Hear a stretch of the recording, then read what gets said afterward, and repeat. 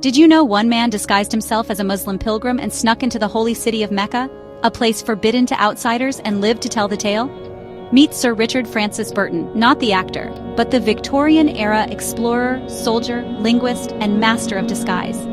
This man spoke 29 languages and had an obsession with going where no European had ever dared to go. In 1853, Burton undertook one of the boldest adventures of the 19th century. He disguised himself as a Muslim pilgrim and infiltrated the sacred cities of Mecca and Medina, a crime punishable by death if discovered. He even underwent a fake circumcision to make his cover story believable.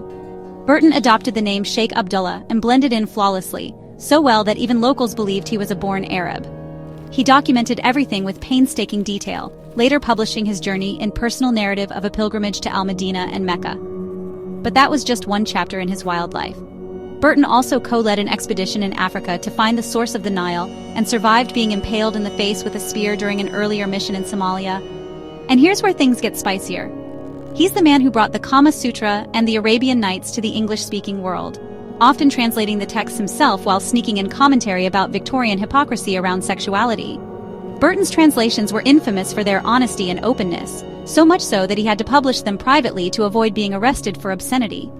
His Kama Sutra wasn't just about sex, it was a cultural deep dive into Indian society. To his critics, he was reckless.